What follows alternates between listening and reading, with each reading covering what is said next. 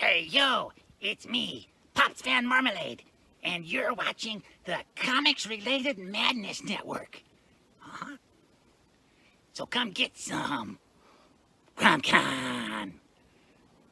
CromCon. Hey, we want to shout out to our sponsors, Daytona Beach Comic Con. If you are a fan of comic books, if you're a fan of comic book conventions, and if you like meeting comic book creators and getting comics and comic-related stuff, then you need to make your plans to attend Daytona Beach Comic Con. This year's show is September 7th and 8th.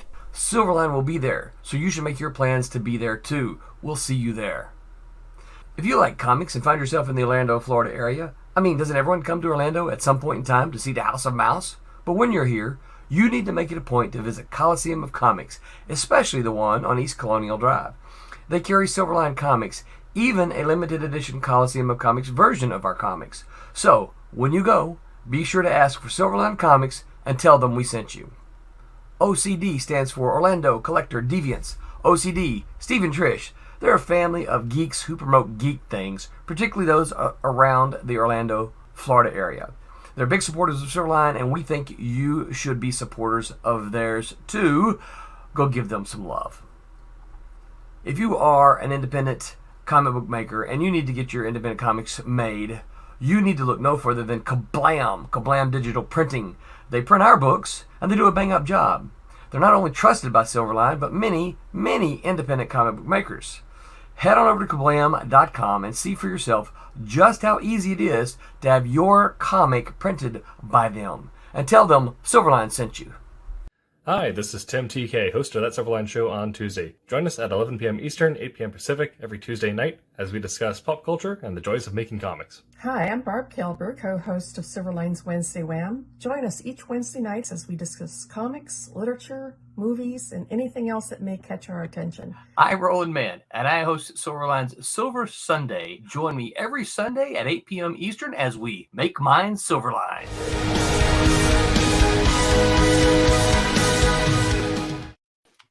And that's our new opener, folks. Hope you liked it. Welcome to the January 11th edition. This is basically Wednesday Wham! And I'm Dean Zachary, your host. Once more into the breach, dear friends. We're creating beyond calculation, beyond politics, and beyond the big two. And we're joined tonight by the core group without the Wizards of Wordplay. We have Barbara Kailberg, the Empress of the Inks. We have Rob Davis, the Paragon of Pencils. We have Aaron the Contrarian Humphreys. And we're going to be talking about Manga on the march and what we can do about it, because who knows what awaits us in the future. I actually think there's a lot of positive things we can learn from Manga. But before we jump right in, I wanted to make some distinctions through definitions. So let's get a baseline here.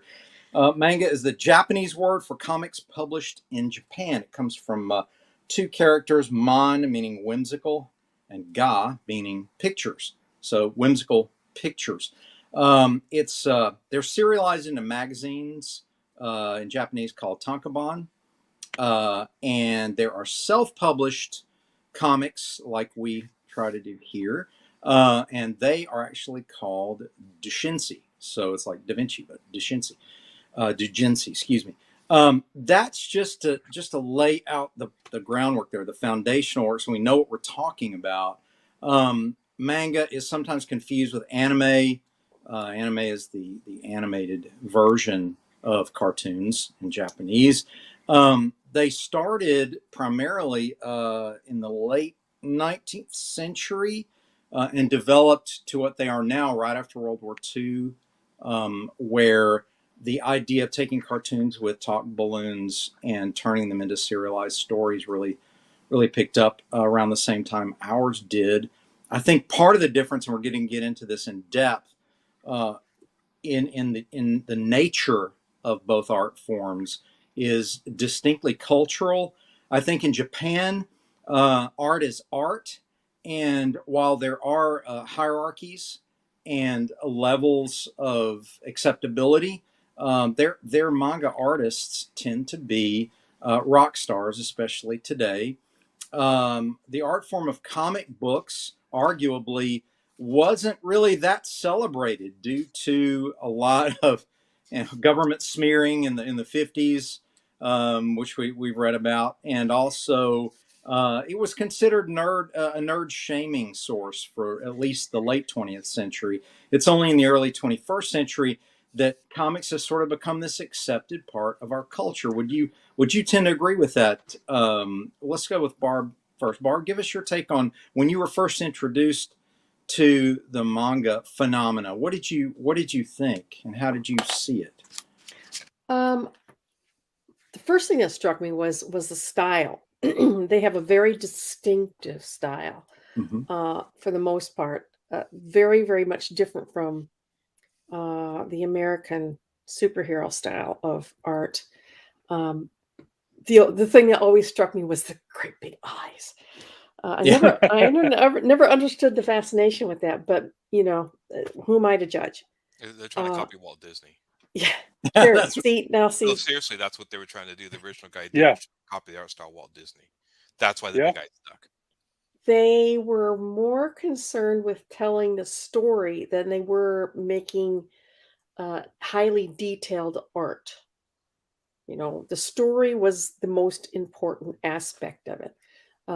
All manga has a beginning, a middle, and an end. Sometimes that end is 40 years down the road, but there are no reboots. The stories are consistent. You can follow it like a serial or like a TV show that runs for years and years and years. It's episodic.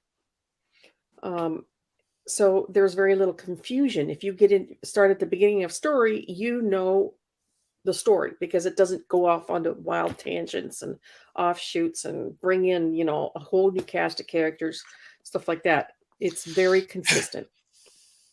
That's part of what I saw. I also just myself, initially, when you first see the imagery, you might be tempted to consider it more young adult or for kids. But as you go a little bit deeper, and again, I was introduced to it more with Akira, which is the anime version. And then, of course, things like Ninja Scroll and things like Ghost in the Shell, where you start to realize they're handling, in some cases, some pretty lofty philosophical questions, and they definitely don't pander. While, like many storytelling art forms, some are more aimed at kids, some are more aimed at teens and college kids, and then some are aimed at everyone. So it's a fascinating art form. The main thing I noticed was that culturally it's embraced, where there was not so much of an embracing of American superhero comic books by the entire culture at large, that we were supported all the way up until, I would say, the MCU, the Marvel Cinematic Universe. We were embraced primarily by a particular fan base. Oh yeah, I didn't tell a lot of my classmates what I did for a living. Yeah, and it wasn't until Facebook that they started following me that they even figured out what I did. Yeah, right. And because it wasn't, it was kind of nerdy and weird, and now they're all. I went back to my class reunion this past summer, and they were like, "Oh, look, it's Barb. She's famous now." And I was like, "I've been doing this for 30 years, and now I'm famous." Where were you 25 years ago? We're nerd shaming everybody, right? I mean, we're going to get to that, and I want to save that from when I get to Aaron for my question. But I want to go to Rob too, because Rob, again, has been in the industry a long, long time. And when you first saw manga sort of enter the arena, what were your initial thoughts? Were you kind of like me, where you're like, is this something for kids? What is this exactly? Well, I saw some of the adult oriented stuff. Doing Scimitar, I was more oriented toward the adult stuff anyway with what I was doing. So I actually I encountered that. So I saw that it was more wide ranging than just kids stuff. Okay. And I'm going, well, this is kind of interesting stuff. It seemed like it was really aimed for a very specific, very narrow audience. And I was not one of those people, because and there's nothing wrong with that. Right. The adult stuff was really adult. I mean, we were getting off into really hardcore. So, and that, you know, I'm into X, but I'm not into, you know, triple, third, I hear you. 4X stuff. Right. So, but what did you think of the art itself? Did you think? I thought it was very highly stylized. Of course, American art is too. It's just, I think that was a cultural thing. It appealed more to that culture than it did to our culture. And now we're kind of these days, that's not as big a wall for it to overcome as it was then. I think it was very, very narrow when it first hit, and now it's starting to blossom as people find out that there's more to it than just, you know, whatever they ran into the first time, whether it was the more adult stuff or the more kid stuff. They're seeing, well, it's more than that. It's a lot more than that. And my hope is that if manga can open that, then maybe that'll help comics open up to that as well. Because right now, most people think, you know, American comic books they're all for kids. I mean, even despite having fairly and the movies, the Marvel movies, while they are better than the Batman TV series, there's still a little bit of campiness to them.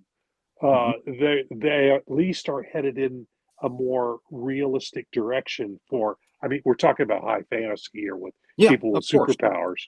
But we're at least headed in the right direction and heading more toward a more open idea about what comic books are. They're not just little kid stuff. They're more than that. I'm hoping manga will help with that. It might. There was something else I noticed. I wondered if you caught this in your initial exposure to it. Was I noticed that while the figures of human beings were kind of not my cup of tea, I was fascinated with the Japanese abilities in drawing backgrounds, science fiction, particularly machines, mechs, mecha. The science fiction aesthetic blew me away. That their attention to actually making machines seem and feel real, environments in many cases, if it was a structure, just blew me away. I wonder if you noticed that. I did notice that, but I also, when my investigation of it, or what little readings I did about manga at that time, was I found out that they have even more separation of duties in their comics than we have in ours. Oh God, yeah. They have a whole cadre of folks that just do backgrounds. Really? Just do certain aspects of the certain people do characters. Some of them do a certain type of character. That's what Disney does in their animation department. There's some people that will do just trees, and then some people who do just buildings and stuff. Exactly. It's very even further broken down. And part of that is because they're constantly pumping stuff out. So you've got this, just like we were doing, American Comics are doing with monthly comic books. They were putting out, these thick books of every month, and so they had a hell of a team just knocking it out every month. And so it became kind of a manufacturing machine. Yeah, it was like a factory, like an assembly line with specialized workers. Okay, pass it to the building guy. Okay, pass it to the car guy. Pass it to the spaceship guy. Also, it was more about the comic and the story than it was about the artists. So there are superstar artists, no doubt about it in manga, but it's more of a team effort. Yeah, it does seem that way. Aaron, I want to get your take. How do you feel about it in terms of, number one, do you think the wild success, and we're going to get into the numbers here, worldwide of manga, what do you attribute that worldwide success to? Because we're talking about 10 million units sold, not like 10,000 or 400,000 being a big deal, or even 500,000. But we're talking about 10 million units sold worldwide for some of these titles. What do you attribute that great success to? There's a few. That's a multifaceted question. Yeah, it's a tough question too. There was laid one in your lap. I think a lot of 80s kids grew up with anime more than they realized. Right. I wasn't introduced to. I liked Akira, but I was introduced to manga. Anime with Star Blazers. Okay. back then, one of my favorite TV shows was Robotech, which was the Mm-hmm. American version of trying to introduce anime to America. And so Correct. when Akira came out, it was just so highly animated. It was, I do think, and there's a difference between middle 90s anime and anime today. 90s anime had this edge to it, this punk rock edge. Correct. And I think that really spoke to, strangely enough, Generation X, who are punk rockers and stuff like that. Yeah. I think as manga's come up, the one thing people don't realize is Futurix, one, most manga that comes to America features teenage protagonists or younger, which means they directly relate to their audience. Again, it's like, and here it's like, well, Superman's a big, strong man supposed to relate to a kid. And it's like, the Japanese like, no, that's stupid. We're just going to make a teenager and relate him. And so, and like, if you've read like almost every one article you post on that 10 top ones, all of them are kids. And they are questioning the world around them. Right. Well, the Japanese are always about growing stronger. There's always that unity of growing stronger. So about growing up, not so much the hero's journey, but growing up and accepting, responsibility and stuff like that. So I think that connects with the younger audience. Manga wasn't a runaway hit when I was a kid. Now, I saw more manga in my comic shops because Dark Horse was my parent company in my city. It was in Milwaukee. Dark Horse was one of the first companies to really start putting out manga over here. I think Antarctic Press might have been AP, right. Yeah. And so when we went in the store, the comic stores, which most of them were owned by Dark Horse, because Dark Horse started from a comic store thing from another world, they pumped the store with a lot of the manga they were publishing. So manga to me was like all over the place. It wasn't like, again, my comic stores, I found that by talking to Roland, are very different from your comic stores in other parts. Superheroes were in one little corner, then manga, underground comics were very prevalent. It wasn't like this weird thing in the back. They all had their own section. So if you didn't want superheroes, there was a ton of other stuff to look at. And we did. And, but the one that really, as far as manga books, the one that I really got into that blew me away is Appleseed. And I found that in a bookstore. And Appleseed was the same guy who did Ghost in the Shell did Appleseed. That was his first manga. And so, but I did notice that one thing manga, as far as art, the art is consistent. I think that's kind of super important because American art goes up and down, up and down, up and down. The other thing is a lot of American artists, not all of them, but a lot of them are not really interested in backgrounds. So anime and manga has taken a few things where the backgrounds are supposed to be photorealistic. The characters are caricaturized. And that's how it goes. We focus more on the character, real detail in the character, and the background just kind of there. I didn't realize this, but later on somebody pointed out that when McFarlane was doing Spider-Man, he was actually stealing some of the buildings from the Akira comic and putting them in the American comic. I went down. He was swiping generously, eh? I want to submit this to you too, because I love to get your take on this.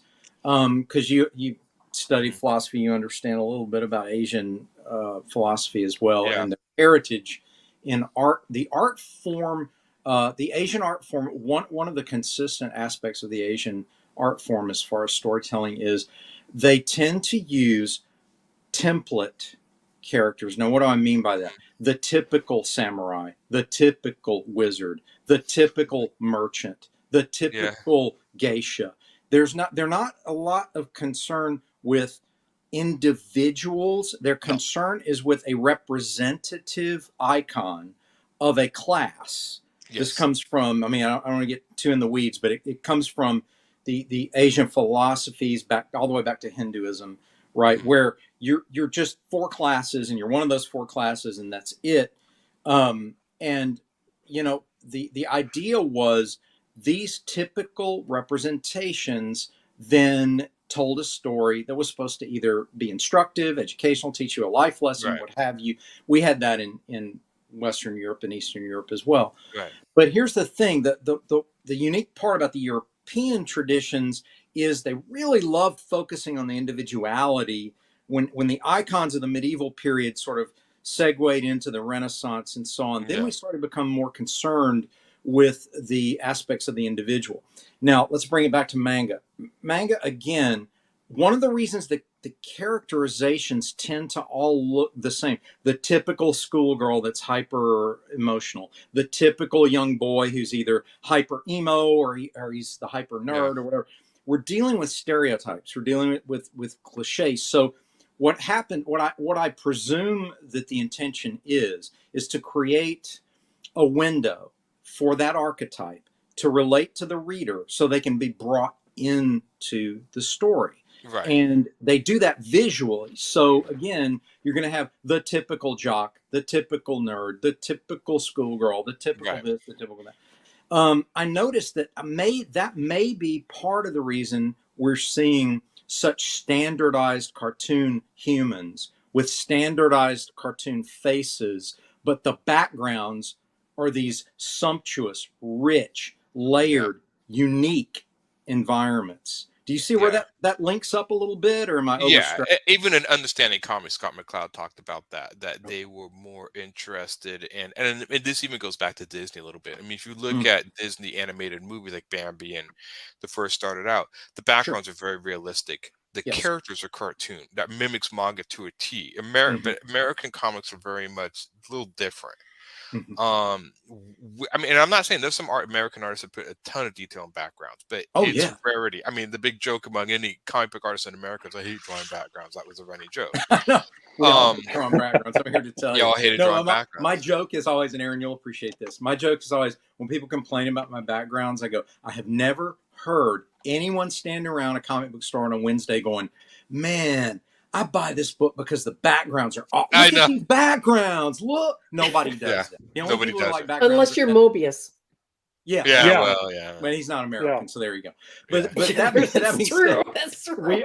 We all complain, about I hate drawing these backgrounds. But honestly, I've even asked people at cons, I've asked people in the comic store, I'm like, would you rather me trace a 3D background and make it perfect, or hire somebody to draw a perfect background for me, or would you rather me just do my own looser, incorrect interpretation, but it's my art? And everybody answers the same way. They go, no, I'd rather see your art, even if it's not correct.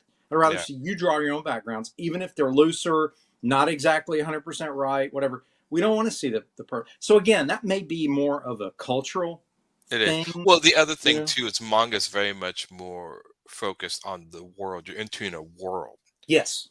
American comics are much more focused on the individual, the main character. I mean, Superman is focused on Superman. When you go to Akira, Tokyo was, like he's even said, Tokyo was one of the biggest characters in that book. Oh, absolutely. And so there is a sense of like, and I think this is going to sound weird. I think a little bit of where the love of manga comes from, especially in the younger generation, comes from video games. I know that's but it's a segue. Japanese dominated video games that came in, but a lot of video games, especially Japanese video games, are about exploring a world. A world, correct. And the manga is that. American comics don't do that. They're about an individual person. And I sometimes feel this way a lot with American comics, that they're so much focused on the person, not focused on building an interesting world. And what I'm saying is like Avatar, maybe something like that. Yeah, like there's actual like the dynamics, like in this world, I'll make up something, demons have risen from the grave. Like, you got to fight demons, but in Japanese, it's like, but the demons inhabit toys, and like only kids can see the toys, and so the government has to hire kids to see the toys.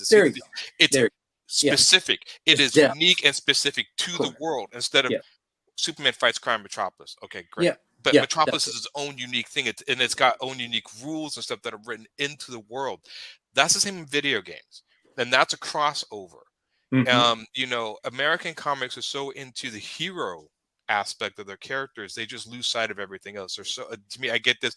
Even like I had a friend who complained about that. He's like, I read American sci-fi comics and American fantasy comics, and they're still superhero comics. They're just dressed differently. It's still the same superhero story I've read and I'm tired of, except this time he's holding a sword instead of a cape. And it's true. I've read a lot of fantasy comics from American writers, and it's like, this is superhero stuff. This is dressed up. It's dressed up differently, but it's still superhero stuff. Right. So what you're saying is the world building is such an integral part of manga that it can't be separated from that. I agree with that. I think that there's some short-sightedness in our creators because I do want to talk about what we can learn and maybe improve on our own material through studying manga. And the first thing I would say to creators is don't be afraid to spend just as much time creating the world that your character inhabits as you do the character itself, because it's almost like, and a lot of writers do this here. There's part of it is an appeal dynamic. They want it to appeal to everyday people, so they always set it in our world. And you're fond of saying this, Aaron, and for a change, I agree 100% with you on this. Is that it's I agree with a lot more than that, but I'm just messing with you. It's one of these situations where why don't you have complete creative control? Why in the world do you want to set something in our world when you don't have to?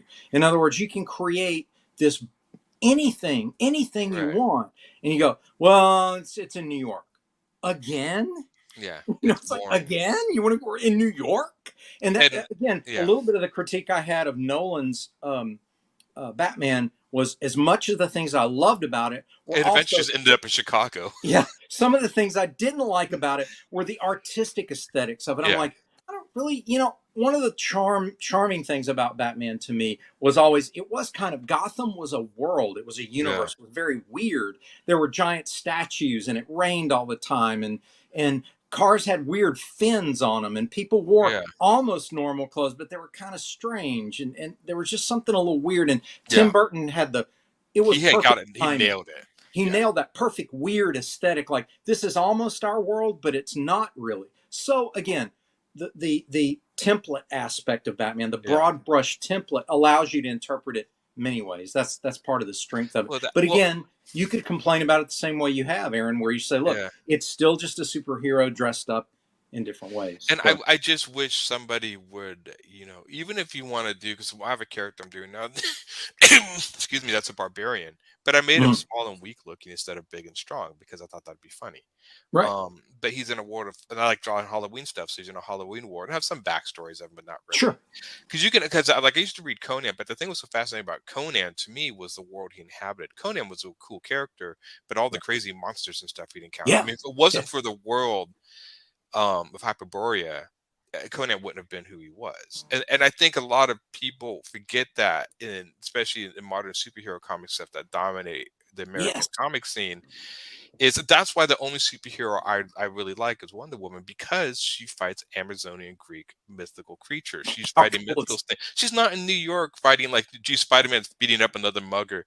Wow, I've never seen that, And it gets boring. It gets old. And especially for somebody who wants to see something different. I don't know why Americans play the comic scene so safe, but it feels like they play it safe. Like they got money invested, so we got to play it safe. And I'm like, we've told you before, there's no money in this. You don't have to play it safe. Do whatever you want. Do whatever you want, because you can. Yeah. Because you can. Here's the thing, that's one reason I love the everybody hates the Snyderverse except for you and me. I feel that. But the 4-hour Justice League movie is exactly what we're talking about. He's like, I've got nothing to lose. I'm no longer doing this. I'm going to re-edit this thing the way I really wanted to do it. It's sci-fi. It's, it's the Justice League fighting these alien beings that are huge, epic. And you saw a lot of things you'd never seen before. Now, those of us who'd read them in the comics had seen some of these things before, but to the movie going audience in general, I mean, they didn't know about all this, these characters, these cosmic villains Steppenwolf. Who's that? Is that a 70s band? What is that? Who is this? Darkseid. Who's Darkseid? What is that? And they made him look very alien. Like Steppenwolf I like because they made him look more alien than usual. Yes. Especially the newer version. Because you can't imagine it. I don't know why Americans have a sort of play it safe attitude with imagination. I think it's money. I think it's money. Yeah, it's money. And that's why it's up to you. Like, if you want to play it safe, that's why I'm a big beyond calculation thing. That's why I wrote the motto that I beat everybody over the head with all the time. Is that if you constantly are just going for money, then what are you doing? Just go be a stockbroker. Go do something. Don't do this. This is not about money. This is about your love for the art and the none of us are getting rich doing this. That's what I'm saying, right? I mean, look, Rob, you guys, you and Barb are blessed with being retired, so it's like you guys can do what you love now, and it doesn't matter. The money, if you make it, great. If you don't make it, great. People are starting out. I always say, look, you know, if you try to calculate it, you're going to end up being disappointed, because if it could be calculated, everyone would be a millionaire off their comic book, and you can't calculate it. It's a convergence of different things: timing, your particular talent, your particular story, and when it was released, the region it was released, how it was released. You can't calculate that. I mean, would Spawn be as popular if it was released today instead of 1991 or 2, whenever it was? I don't think so. I don't think so. I don't either. A lot of these successes are a product of their time, and it's important just to go look. You know, I had a conversation early on in my career with a colleague, and you know, he was all about making money, and I said, yeah, if you're all about making money, you know, what are you doing in this business? Oh, look at Todd McFarlane, look at Jim Lee, look at all these. Yeah, that's one in a million. Place. I'm like, and Todd McFarlane made most of his money from his toy company, not his comics. I'm like, do you realize that is all? First of all, they made their names off of licensed characters, and then they jumped off to do their own things. So don't worry about that. You know, it's like, if you want to make money drawing pictures, I don't know. I mean, go do something else. I mean, don't do this. This is really about your passion for advertising. If you're going to be an artist, a graphic designer, go into advertising. What I do. Yeah, that's why I got my degree in graphic design. And you know, that's what I was going for when I went. Yeah, my first. They were in the right place at the right time. Right. That's it. And so anybody can do that. Right. And so what you do is you go have a different job, do this on the side, and do it because you love it. If it hits, it hits. If it doesn't, it doesn't. Yeah. There are literally people you can talk to, and I know you've had these conversations, where they're really trying to figure, well, you know what we should do?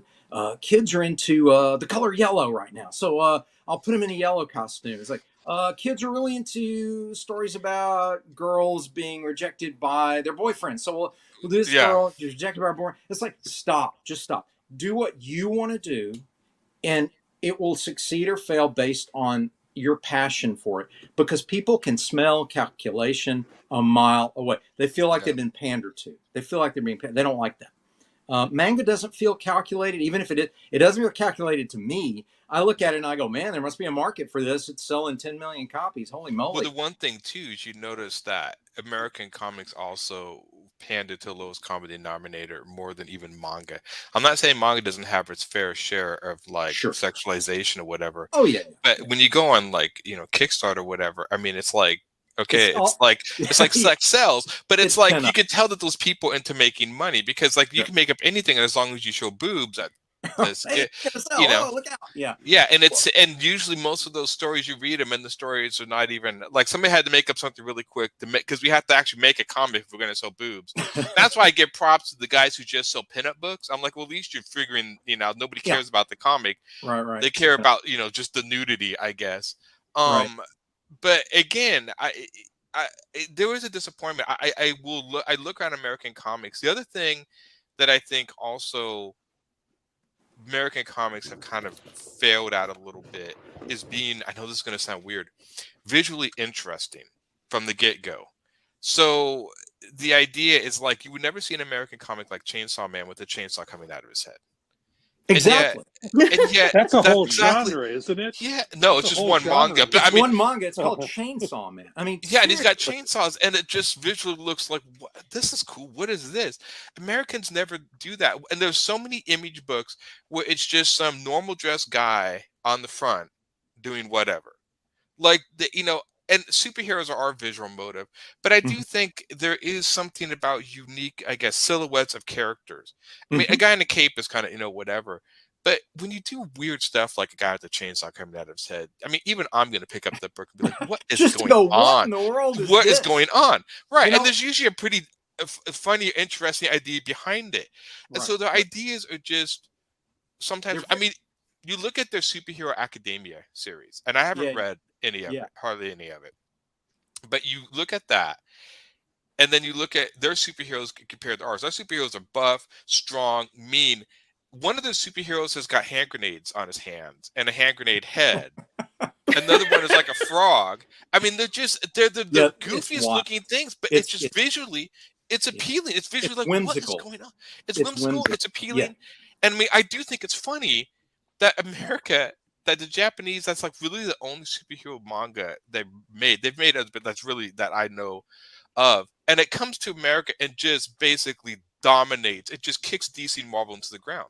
Just literally kicks them into the ground, comic book wise. Movie's a whole nother issue. Yeah. And I'm just like, we made the genre. Japan's like, oh yeah, okay, we'll make our own. Come back and just decimate. Boom.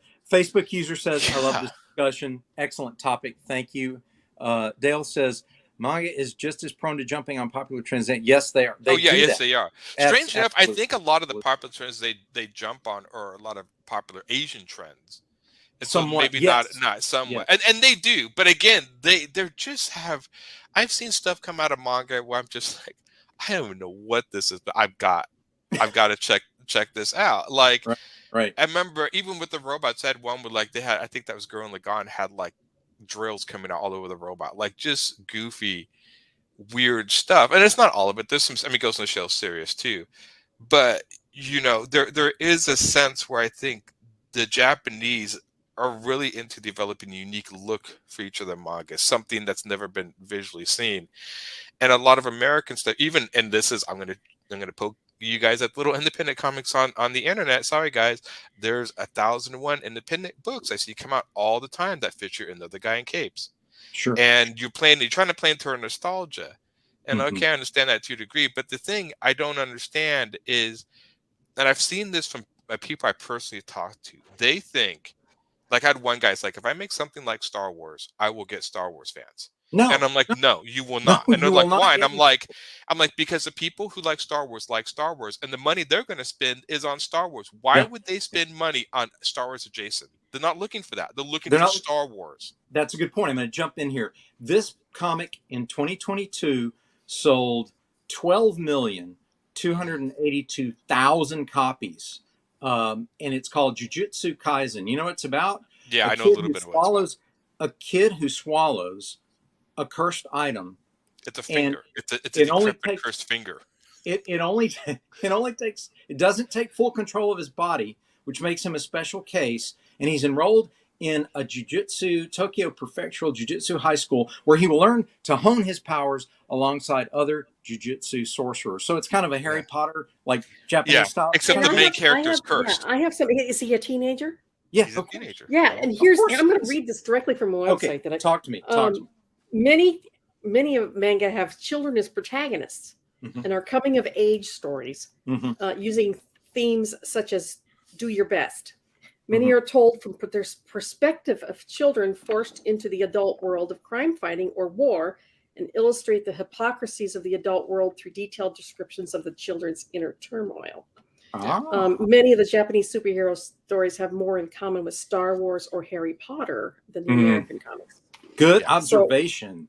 Very good. I've noticed that there are broad brush themes. You know, Aaron, you're a big one to complain about. It's good versus evil. It's good versus evil. I'm so tired of that. However, the Japanese love that. That's why they love Star Wars so much. But they love the broad brush themes of good versus evil. But they're myriad, and I mean myriad, which means thousands of of inflections of this battle is what makes it so compelling. That's why I like theirs. It's the same thing. Yeah.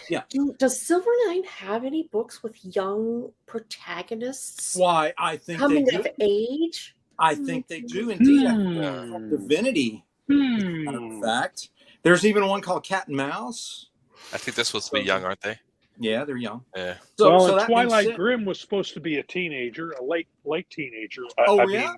Yeah, he was supposed to be, and he had the opening character was a young Asian female, so she had pink hair, but but a young female coming of age protagonist struggling with an unknown power. God, that sounds familiar. Where have I seen that before? They don't even grow up, which makes them fun. I mean, in Akira, Kaneda and Tatsu are like teenagers, but they never grow up and become better citizens. They still stay the same punks they were. That's what I like about them. That's one thing I did like about some of the mangas. When they make punk characters, they stay punk. They don't grow up and become productive citizens. No, they stay. No, they stay. The appeal of that is obvious. You have your young people who are struggling with becoming adults. What does that mean? What does that mean in today's world? What do I have to do to earn their respect? What do I have to do? How do I work in this new system? And that's really a big part of it. Again, if you look back at Star Wars, you know, some people know it as A New Hope. I know it as Star Wars. Luke is that story really is coming of age. What do I do? What am I supposed to do? I'm a farm boy. I have a boring life. I want to do something more exciting. Boom, here you go. You're swept up into this big war. You have power. You have superpowers now.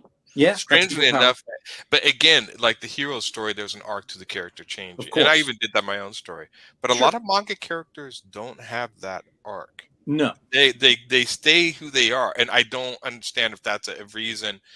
But a lot of them never. I mean, if they lack self-confidence, they never gain some self-confidence here and there. But they kind of stay that, which I kind of like. And again, that is a little bit of a caricature of people.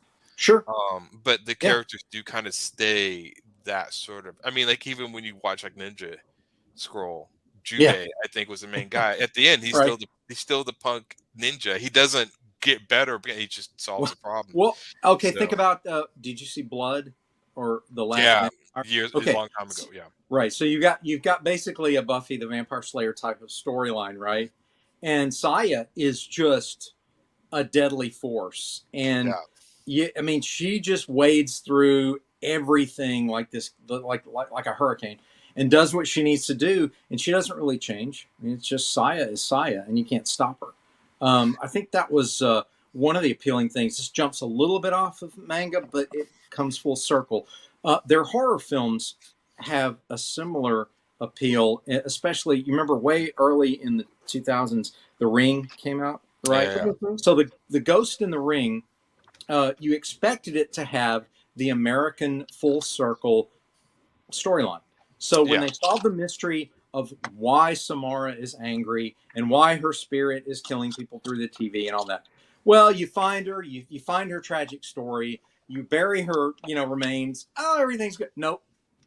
She still comes out and kills you, and so there's something unique about their focus on, it doesn't have to follow, like you're saying, it doesn't have to follow a preset journey that we all grew up reading and studying. It helps if some of those elements are juggled in and out of or influencing it. Right. It doesn't have to follow it by rote, step by step. Exactly. No, it doesn't. And I think there's also, I mean, what he said, American comics tend to copy that which is trending. Everything on the stands basically blends together. It's rare that any particular title stands out to pique a potential reader and to pick it up and browse through it. That's correct. Yeah. Aaron has covered that many times. That's why I went through it with a throwback style. Yeah. I think it's important. Again, if you're a creator and you're thinking, I want to have success like manga, that's a great goal to have. But don't copy manga. Copy the approach of manga, which is what? Yeah. Build a world that's believable. Build a huge, deep, interesting world that is believable. And people will come to it. It may not be everybody. It may not be as many people as you want to come to it, but you'll be doing what you want to do, and you won't be selling out to some template or some edit or an image look or whatever, that's supposed to be popular. You're selling. It's weird. The story, not a style that is popular, because it may not fit the story. Correct. It's funny that there is an actual look to image books, which I always thought was funny. Now, I know every company has to brand their stuff, but I always thought it was funny for a company built entirely on independent comics that they all look the same. Only America can pull this off. Now, I'm like, seriously? I'm like, how is this? Okay, I was part of that generation, so I'll tell you why some of that happened. A lot of these guys were emulating the leaders of that movement. Because again, success breeds copycats, right? So, hey, just because Todd draws a certain way, if I draw kind of like Todd, I'll make as much money. Jim Lee has a lot of hatching. If I draw kind of like Jim, I'll get. And I was told to change my style. Why? To emulate those guys if really? I wanted to stay in the industry. Yeah. Oh, for crying out loud! Jim Valentino told me that. I was on a discussion group with him on CompuServe. Yeah. And he told me I needed to change my style. Yeah. so that That's I could. So ridiculous. That's Yeah, ridiculous. see, and Well, I that's was what I I was told him. classic. I was a brush inker, and I was asked to emulate the pen that Yeah, the image quill The pen. pen crow style. the crow quill hatching. Which was Yeah. that Sky, which was mostly Silverstreet. But is it, Yeah. well, no, McFarlane did that a lot too. I'll give him that. But Yeah, yeah. Silverstreet did that sketchy stuff. The Yeah. funny thing was, is I could imitate it with a brush. Of course. Yeah, you can. Sure, You you can. can. Here's Yeah. what I love though. You can always tell the success stories where that was their natural style because they're still doing it and there's a growth to it and an enthusiasm. It doesn't feel artificial. And that is people like Silvestri. Okay. Dude is the scratch master. Okay. He can scratch anything and it looks totally real and totally believable in his world. If you guys are not picking up his latest Batman Joker thing, you should, just to look at his art. It has matured. It's fantastic. Oh, I love his stuff. Oh, it feels like he's channeling Bernie Wrightson, but in a more superhero way. But that's his cool. world is fantastic, and all he does is hatch it out. Man, it's a million lines, and then But it's organic.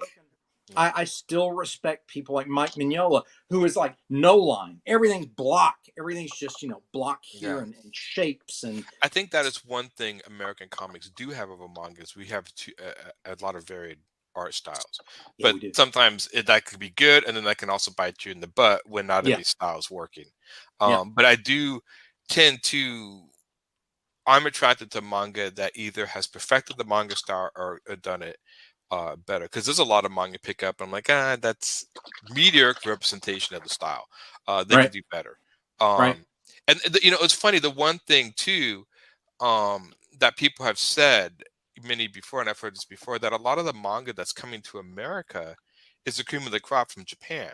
So they had, there's a ton of manga in Japan that burns and fails, just like American comics. Of course. It's like, but we're in depth in the American comics, so we see American comics burn and fail and some success. But since we get all the cream of the cream from Japan, to us it looks like they just can do no wrong. Because they're bringing over the best. Sure. Though they have a huge fan base in Japan, they come over here.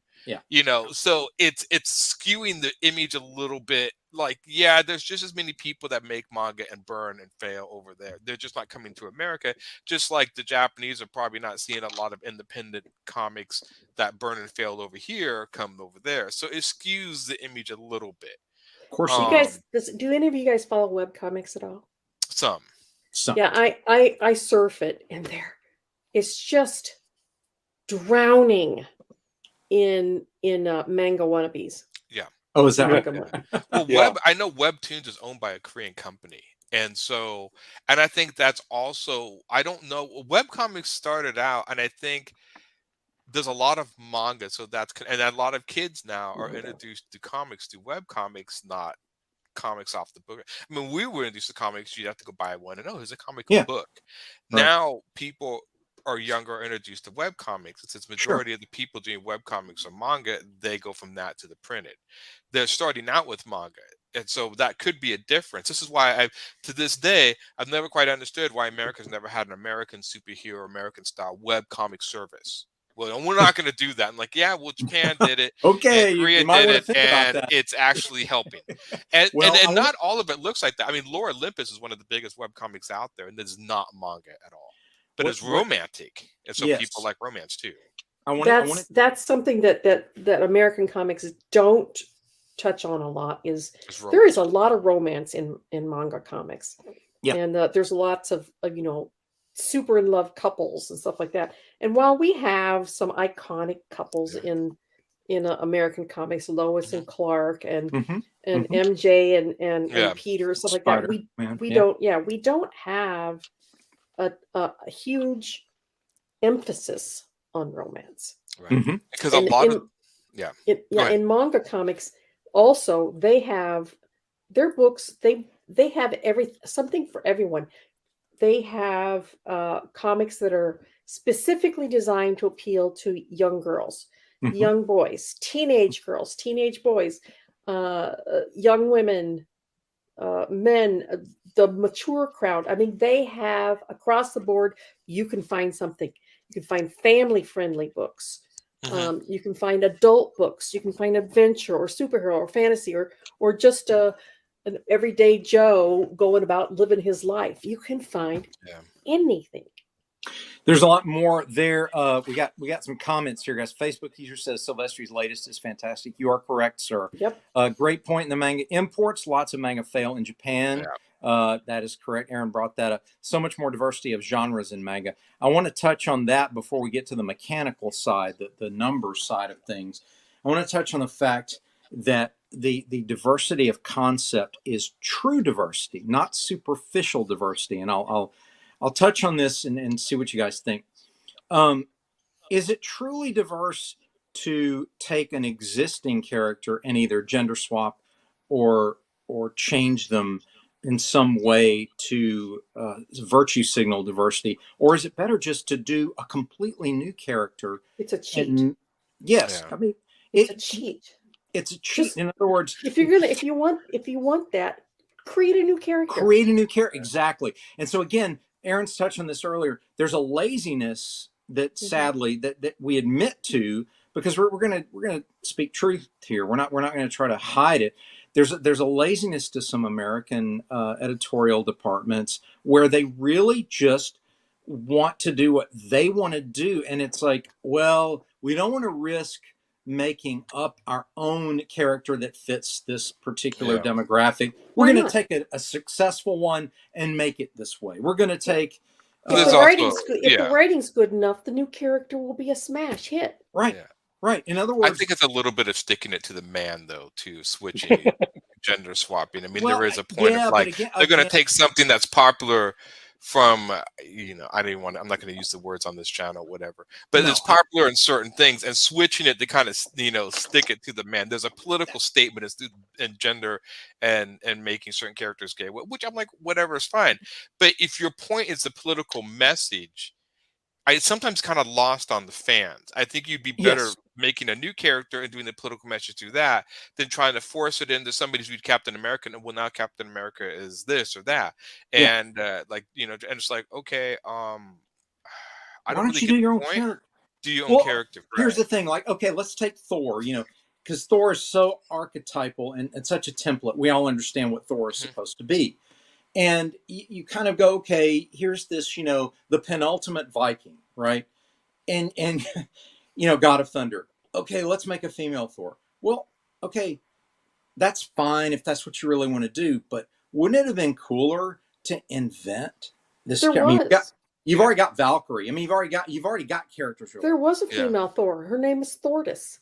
Okay, see, way back when. Okay, but again, doesn't it diminish? And this is a whole nother conversation, but it's food for thought for you folks out there. But doesn't it diminish femininity to make women behave like men? Right? The Greeks had something in their mythology that was fantastic to me, and that was the power of the female was that she was different from a man. And that made her extremely powerful. She was never perceived as weaker. It was completely like, actually, in a lot of ways, she's stronger. And their mythology reflects that in so many ways. This whole idea that you have to make them act more. Well, this is a strong woman. Why? Because she's acting like a man. Well, no, actually, you just made her weaker. In my opinion. Well, it's also taking on the worst traits of men. Like, hey, men like to conquer and take over things. Well, if I make a woman do that, then it's like, we don't like men because they do that. But if I make a woman who does that, then it's okay. In other words, it's okay. Yeah, and I'm like, take a male jerk behavior and turn a female toward that and go, well, now it's okay because a woman's doing it. What? You just inverted everything you're saying. So anyway, that being said, I think that weakens the position of a character. Taking an existing successful character, gender swapping, changing them, making them this or that, just make up your own. You can do anything. There's such a freedom in this realm, in this arena. Go out and make up your character. Do exactly what you want to do. Well, the funny thing is, I'm sorry. It's like manga's never really cared about that. Like a lot of manga characters don't. You really can't define their nationality or certain things a lot of the time because they have colored hair or big eyes. Sure. And so it was more of just the character represented the story. I always saw manga characters as more cartoon, they're supposed to represent a cartoon caricature of a human being Yeah. than any specific nationality. They're representing an archetype like we were discussing Yeah. earlier. The typical schoolboy, the typical schoolgirl. Right. Not They're an necessarily icon rather than a right, yeah. an icon. Yeah. Not necessarily like Peter Parker. One could argue, well, he's the typical teenage nerd. Well, he is, but there's things particular to Peter Parker that are just him. And Yeah. those remain. They're not as concerned with that. Before we move on, I really want to get to some of these numbers because I want you guys' input on why you think these crazy numbers exist. I'm going to just pick some statistics here. Comics and graphic novels, percentage of volume sold. Okay, this is the NPD group source. All right, from January of 21 to January of 22. So this is a specific time. And I'm looking at a pie chart here. And comics and graphic novels and manga were up 76%. Superheroes were up 16%. And all other genres were 4%. Now, 76% of an increase in market is insane. Now, again, we're just coming out of the pandemic. And that's a lot of people were reading a lot of manga and streaming a lot of material and so on. But it's just, what do you guys think these numbers are reflecting? Do you think that it is a function of culture? Is it a function of right place, right time? Is it a function of the changing of the guard, so to speak, where superheroes are now sort of stepping back and new worlds are stepping forward? I think it has Aaron, a little go ahead. bit to do with cartoonish. I mean, even like coming from Disney, a lot of characterized of cartoon world. I think manga and stuff does a good job of, again, creating that visual language that's fun and exciting when you watch cartoons, the shapes or whatever. American comics have always been so, and this is not even American comics, Americans in general. Like, I'm sure Rob and Dean have always had that, like, the more realistic your art looks, the better it is. The less realistic your art looks, like, well, I don't get it. I got this all the time. Like, your stuff looks cartoony. I don't get it. You should draw realistic. And of course, you tell them, like, well, you always have to learn how to draw realistic to draw cartoons and blah, blah, blah. But I do think that speaks, it's an easier language to learn. I think, I'm guessing, this is a guesstimate, I think sometimes manga and stuff could be more fun and less intimidating. I sometimes feel that a lot of the superhero stuff, it can be kind of intimidating because it is showing a caricature of what humans could be. Mhm. I mean, like, when I looked at, Batman, I always thought it was funny that superheroes, one, were always buff. Even, like, I remember there was a guy in this comic, New Warriors, and even as a kid, he was telekinetic. He moved things with his mind, and he was ripped. I'm like, why? Why do you Why would need he need that? that? He can move things with his mind. Why would he need that? But and they never really work out. Like, Right. I've noticed it, the same thing in movies. I see, like, all the love interests for women. It's like all the guys always have tone and ripped, and you never see them in the movie work out. They sit around, they drink beer, they watch TV, and they just naturally physique. That's I'm like, amazing, right? okay. And so That's their it's- superpower, I guess. That's their superpower. That's their That's what it is, superpower. Aaron. Yeah, but well, I want to address what you said earlier. First, I'll read this Facebook user new character. It's definitely lazy, pandering, and a money grab, just like multiple covers. The only real winners from this trend were the Comicsgate creators. That's a good point. I think if you're lazy, you're just going to take something that exists and then mutate it into what you want to say. Again, you're just stealing somebody else's stuff. Now, you mentioned earlier, Rob and I and Barb as well, we were kind of, we grew up in an environment where realism was a thing, where it's like, cool. But I really did understand it a little bit more than that. I understood a little bit more in the martial arts world, where Bruce Lee had to learn the traditional forms before he then evolved them into his own form. So it was a training exercise. It was more like, I remember my professors in art classes were telling me, look, we like the way you draw. We're not trying to make everybody draw alike. What we want to do is get you to understand light, shadow, volume, weight, and how cast shadows work, and how multiple light sources work. And then go have fun, draw like you want, do what you want to do. So I did go through a snobbery period where, it was only good if they could draw realistic. But then I realized, you know what? I absolutely love Mignola's distortions. I absolutely love this caricature. If it's done consistently well and it continues to tell the story and it's compelling, go for it, man. I'll follow. If I can see that, and I think people resonate with that. If it's genuine, people can sense it's genuine. Hey, I don't care if it's cartoon. If it's genuine, it's how you feel. It makes me feel something when I look at it. I'm there. I'm with it. I think it also I'll feels, follow it. and this is more of American comics than manga. Yeah. Americans have the ability to do this. Like Magnola, his style made Hellboy feel cohesive and like its own thing, regardless of the character. I think Americans, because of the art style, can feel this way. There's a gentleman, I can't remember his name, so if anyone on listening remember, he did a comic called Murder Falcon. He's done some other stuff. It was great. It was totally funny. He's got a very unique style, and when his books, and so it brings you into the world. And of course, it's like this.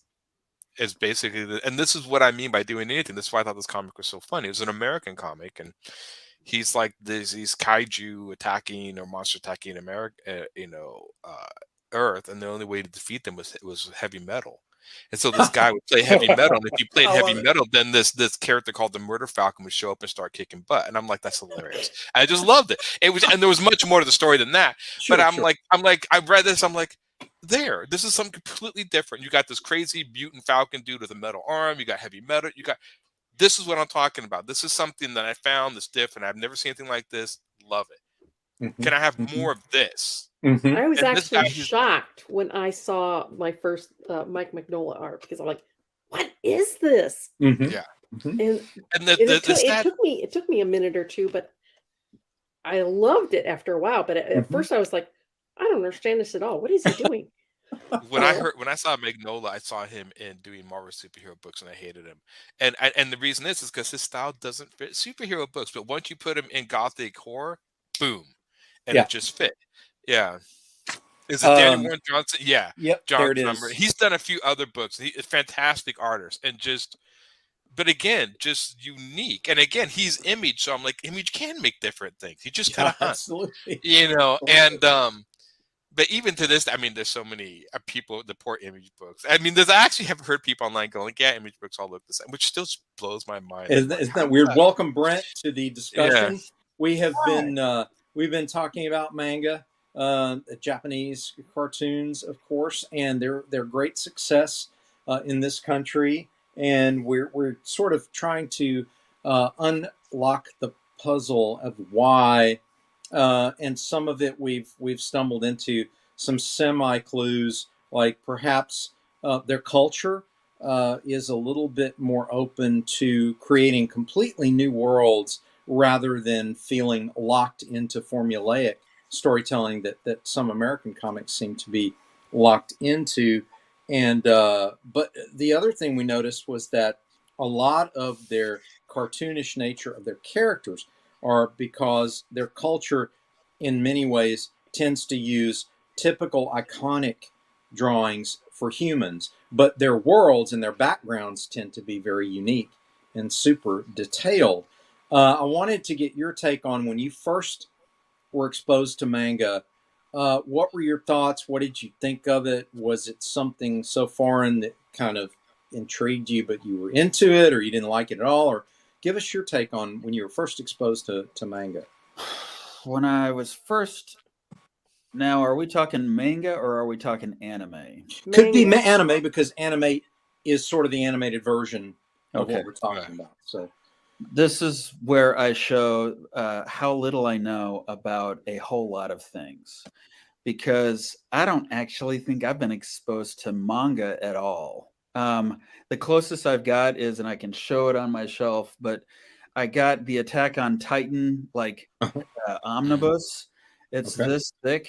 I can't wait to get into it. I got it for a great deal at a con. But I own some. I have never actually read it, but I own some. So hopefully that'll get me some points. But as far as anime goes, I rented, that's how far back this goes. Wow, Blockbuster. What's that? VHS copy of Akira from a Blockbuster when I was in college. Mm-hmm. And I remember thinking, I don't know why this is so huge, which is not to say that I thought it was bad. There's just a part of me that's like, this is a huge thing. Why is it huge? That was back when they called it Japanimation. So. Oh yeah. Mm-hmm. Of course. Yeah. You know where I was when I first saw Akira? San Diego Comic-Con. Oh, They there you go. opened it in the nearby theater at the Horton Grand, or not at the Horton Was it Plaza, Yeah. Yeah. and a bunch of us went over to see it, and we were all like, I was, I had the same reaction. Now, I had that in Akira. I was living in Atlanta at the time, and we went and saw this thing. We were blown away. The second time I was blown away was seeing Ghost in the Shell. Yeah. And I was like, what in the world? Because it felt really Blade Runner-esque, but it was just this world, this cyberpunk world was amazing. It was so real. And that's a lot of what has dominated our discussion was this ability to create a fully realized world, and you feel like you're going into that world when you experience these stories. There seems to be an openness, a willingness to create bizarre worlds. We were talking earlier, Brent. There's actually a manga comic called Chainsaw Man, right? And he's got a chainsaw on his head. So, I mean, they just go for it. It's like, hey, you know what? The top selling manga, 12 million copies of this thing worldwide, is called One Piece. And it's a treasure hunt by pirates, right? Hunting for this one piece of treasure. It's one gold piece or what have you. And you go, really? That's that popular? Yes, it is, because of the whole cast of bizarre characters in it and the way the story's told and the world that's created there. I don't know if you guys have seen the anime Spirited Away, but if you haven't, Brent, you need to see that, because it exactly just encapsulates what I'm trying to describe here, which is when you enter the world of Spirited Away, you are brought into the spirit world that the author has created in such a way through the eyes of this young girl. And it's terrifying and eerie because to us, the mechanics of a tea room are something we don't understand, but you do start to understand that this is an oppressive factory style environment for this young girl to get swept into, and there's spiritual beings attending this tea room, and she's basically into this forced labor situation where she's a slave to these spiritual beings. And there's some really truly unforgettable moments in the film, but again, it's something you've never seen before. And Miyazaki does all that. He's considered almost the Walt Disney of Japanese animation. Yeah. Actually, that was my question. Does Miyazaki's films, is Studio Ghibli considered anime? Or is it just considered Okay, I did not know that. I've seen a lot of his films, and you're right. He does world building like no one else I've ever seen. So, and that's a huge difference. One of his big things is he does very huge landscape shots. Even in Spirit, he'll pull the camera back and show landscapes, world building. It's just a different take. Again, reason why animation is so big in Asia is literally the difference in cost. Like animation in America is very expensive, so it's easier to film live action. It's reverse in Asia. It's very easy to animate something, it's cheaper, and it's very expensive to film things over there. So it's literally economics that has dictated Asians get more animation, we get more live action. As dumb as it is, that's what it is. Most American animation is still outsourced to Korea and other places to actually have the animation done because it is so expensive to do it in America. Oh yeah, Facebook user says there's a lot of similarities to what's occurring in the American comics industry, and as the auto industry, he's right about that. Yeah, also, especially during the 80s. Yeah, he especially first saw. He says I first saw it here at Horton Plaza. Yeah, a great place to see a movie like that. What really intrigues me, and I want to get your take, Brent, also is the mechanics of manga tend to focus on a complete story. You know, we were exposed as youngsters to this serialized 22 to 25 page cliffhanger, and sometimes they were individual stories. But as things progressed into the 90s and the early 2000s, certainly the template of 4 to 6 issues eventually collected into a graphic novel and then repackaged and resold and whatever. The manga model seems to be complete story, variation in number of pages depending on the time for production. But do you think, in your opinion, are the sales of manga being so high worldwide, does the complete storytelling approach have something to do with that, in your opinion? What do you think? You mean with why it's so popular? Yeah. I don't know. I'll be honest. I like cliffhangers.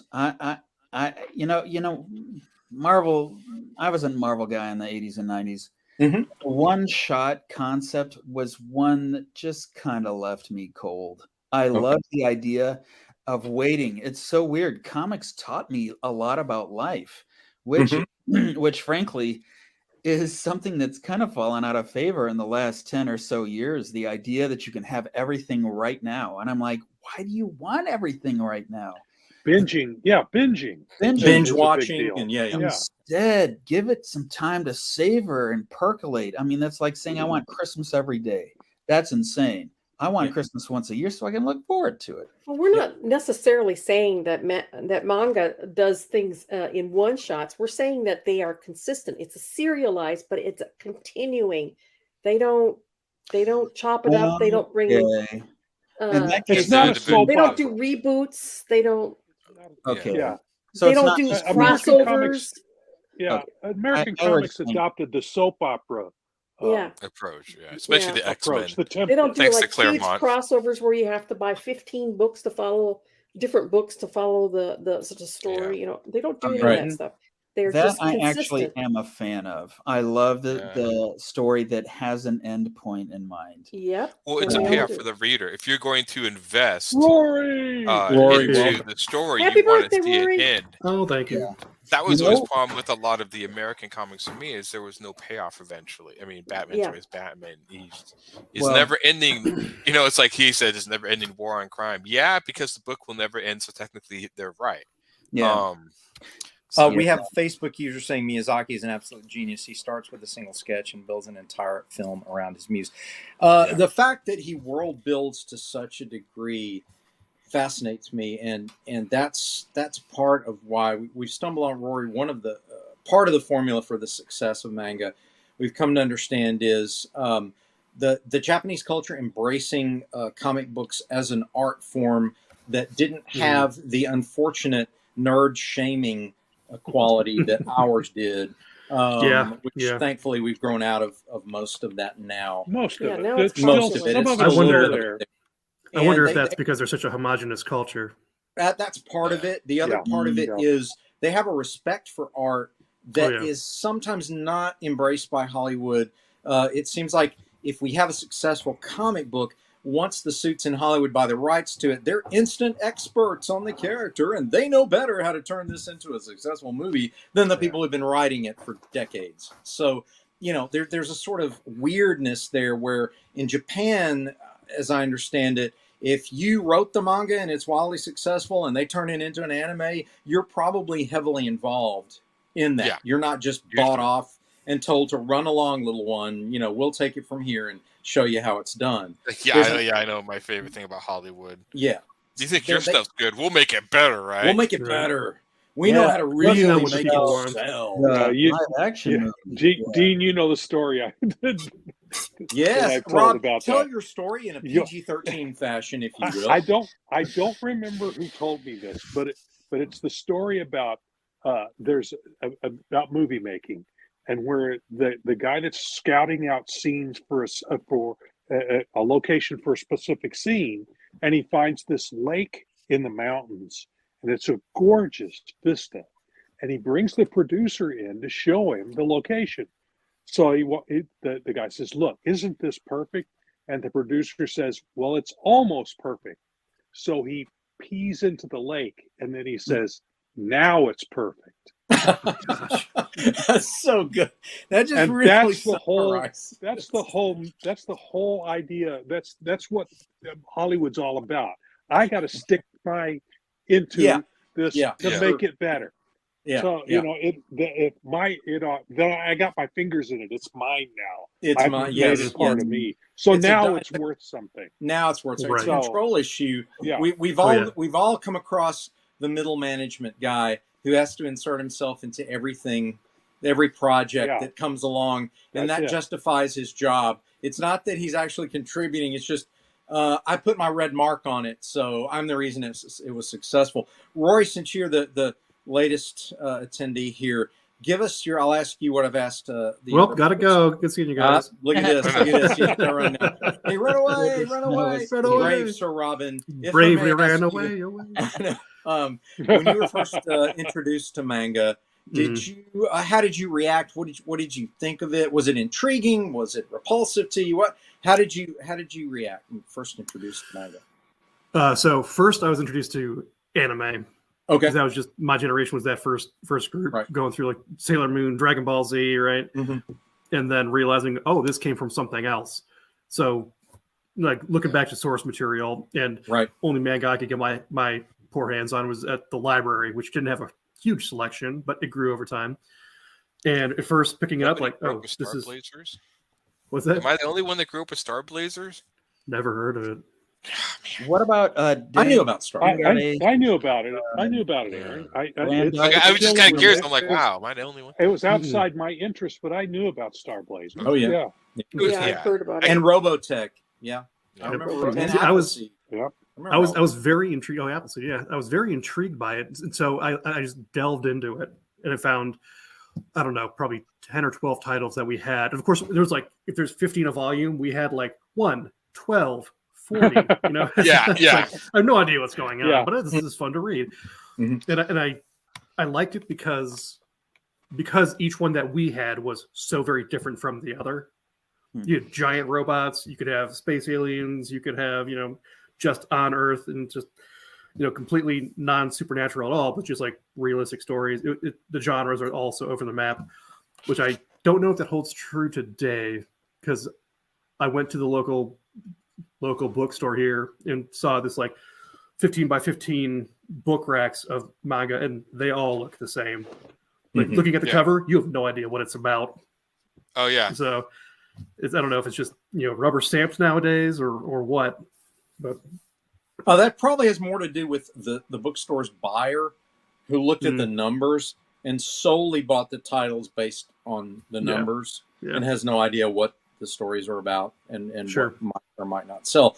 Tell us, do you have any thoughts about what aspiring creators could learn about manga? What was successful about it to you that maybe creators who want to get into the biz might want to learn from it?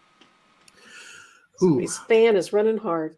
I was thinking I enjoyed it because it's like a fast read. It's very quick. You feel like you're getting through something faster. I don't know if it's just because it's formatting where it's like, you know, 4 or 5 panels to a page and flip, instead of like 6 to 8 panels on a page where it's like, okay, I'm spending a lot of time here moving my eyes around.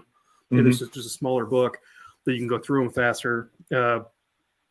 It's, I don't say simplified because a lot of them have very heavy themes, but it's easy to read. Yeah. I could pick up issue 12 and just read through it and get some kind of enjoyment out of that, even if I didn't read 1 through 11. Did you feel like it was a complete story in itself, even though it was part of a larger arc? But did it feel like beginning, middle, and end that you were reading? Yeah. Okay. All right. Did any of you guys ever get to work on any manga books? No. I personally have not. What about you, Barb? Tiger X by Ben Dunn. It was my first book in comics. Now, did you? Wow. When you were exposed to that, did you have access to, let's call it the story Bible, the background information, or any of that? You were just inking. You were just. No, actually, I was doing gray washes, but yeah, I worked on like a few issues of that doing gray washes. And what struck me is that was my first exposure, not only to professional comics job, but to manga itself. And the characters it was all, you know, big mechanized robots and what was the name of it? Tiger X. Okay, yeah, I remember that. Wasn't it Antarctic? Yes. Ben Dunn. She mentioned Ben Dunn, who runs. Yeah, actually, it was Eternity was doing it at the time. Oh, okay. So that mecha they were affiliated for a while. Yeah. But it struck me because that's where I got my information on the manga and that style of stuff, because I got a bunch of free stuff from Eternity when I was doing Scimitar. And it was a lot of mechanized, huge, you know, 10-story robots and big-eyed people. And that was my first. That was your first exposure to that. Our Facebook user who's been giving us really great comments. We appreciate it, by the way. Spot on about the Japanese manga and the transition to anime. The creators are encouraged and invested in the production, which lends consistency for fans, the polar opposite of a Hollywood production. Yes, indeed, it is. Yep. That's I would encourage people who are aspiring to do creative storytelling, sequential art, comic books, as we call them, manga, as the Japanese call them. Do what you want to do. Don't try to emulate what's successful, because the best you can hope for when you emulate success is, I'm almost as good as what The you're person trying who's to getting all emulate. the fame and stuff. Yeah. Right. Yeah, and, So, and the thing is, are they going to hire you, or are they going to hire the guy that actually does it? Yeah. Right. I may have told the story. Well, he's probably more expensive. Yeah. He is. Indulge me for a moment here. When I had my portfolio reviewed by one of my heroes, Neil Adams, and he basically said, "Look, you're in the realistic school, so I'm gonna tell it like it is here. You want to draw like this? You got to be better at drawing from real life. Go back, get photo reference, learn how to draw this stuff from real life." And I made the mistake of saying, "But won't that ruin my style?" And he just looked at me with a just level glare, and he goes, "Did it ruin Norman Rockwell's style?" Yeah. And I'm like, "No." And he named 3 other artists. And he's like, "Go back, take your photos onto your desk." So I went home, and for a year I did nothing but draw from photographic reference, and it was like the toughest coach I ever had. But I was glad he was tough on me like that, because it made me work harder. And it made me a better artist. So I would tell you guys, if you're going to do the realism school, don't be worried about, it's going to ruin my style. It's not going to ruin your style. It's always going to be you, but you got to learn. It will inform your style. You got to learn. It will inform your style. Your style will come from that. Learn That's why it was so you fun. got to form before you riff on it. Before you It's so funny about giving. Learn the your rules realistic before you try to style? break them. Oh, look at that! Oh yeah, look at that. Great, Barb. Thank you. Amazing. Whoa. That's your why it was so realistic fun style? having Dean draw my Godlings characters, because they were not really. I was thinking, it makes sense to the lightning guy. All right, was Dean, awesome. let's see. He did some. Yeah, he was just like, "What is this crap?" So. But it was interesting coming back. Yeah, I had a great time doing that. I loved inflecting those characters through my style, because I was like, how would I draw this? How would I take this? I'm facing that again, by the way. I've been asked to do Friar Rush cover, so that's I gonna know be you wrote fun me. to do, right? Yeah. You're gonna have a great time looking at how I take on Jake and the Good Sister and Friar Rush. And all Oh that. yeah. It's gonna be fun. But I wanted to open the floor here. Did anybody want to say anything about what you guys think in terms of anime influencing us? Is it something we should be terrified of? Oh my gosh, we better start doing what anime does or we're going to die. Or is it something positive? Anybody? I think it's positive. I mean, I always think it's any attention on the comic art form is positive in here or there. I think if it helps Americans step up their game, Marvel and DC is going to be Marvel and DC. But I do think that if it encourages American artists to try more different things and not always want to do the same superheroes over and over again, I'm all for it. Not that I'm seeing that happen. I'm just saying, because it's more interesting for me. I go into most American comic shops. My eyes kind of glaze over until I find the needle in a haystack book that looks cool, just because I'm picky. I don't collect series, so maybe, and this might help infer people who've been listening to me on this series for a long time, these podcasts, and just think, Aaron, that guy's a punk, which I don't. You are, no, but anyway. I am. Yeah, I admit that. But I'm always looking for something I've never seen before, and so I go into comic shops, and I wander around, and I buy random things. I don't really collect series per se. I just buy whatever I think would be interesting. I've never seen this before. I've never seen that, and I will buy it. That's why I love the library, because the library seems to get like all sorts of random stuff. And so it's always, I like research. I read all sorts of stuff. And because of that, I've tended not to buy any superhero stuff, because I've been there, done that. that to me, it's just my personal. I've been there, done that. This is nothing my Sure. get out of it. Absolutely. And so the only superhero series that I've collected over the years is the Invincible series when I got the hardbacks. But beyond that, this doesn't do anything for me. I'm looking for anything more unique and different. And so I'm always hunting stuff down. So unique and different, as Aaron says, as I say, create your own worlds. Don't copy. Do your own thing. Speaking of doing our own thing, one thing we do like to do is we close our show and everybody gets ready to close our show. We have a Kickstarter. We have a Kickstarter going on. Do we have a Kickstarter going? We do have a Kickstarter. In fact, our new opening mentioned the Kickstarter, but it is worth mentioning again. Talk to us about that, Barb. Talk to us about the Kickstarter. We have a Kickstarter going on right now with 2 of our most popular books. I'm going to brag here and say one of them is mine. Absolutely. Divinity. Braggadocious. And braggadocious. Well, if it's true, it's true. Yeah. And Trumps, Roland Mann's Trumps. It is running. We have a few more days left. So please jump on board. And if you can't purchase, then share our posts. We've got posts coming out under Silverline. I'm sending out posts on Facebook a couple of times a day. Please share those. And please check out the Kickstarter because these are kick-ass books. I promise you, you will not be disappointed. It's even on LinkedIn. Do that. Do that. Check us out. Barb is on Instagram. Barb is on Twitter. I'm now on Instagram and Twitter. I'm sure everyone else has already been on Instagram and Twitter. I'm on TikTok, Tumblr, Pinterest, Instagram, Facebook. I don't have time for that stuff. LinkedIn. Rob, you need a social media manager is what you need. I know. I counted them. Hire some teeny boppers. I can't remember. Yeah. Hire one of your grandkids to promote stuff on social media. Man.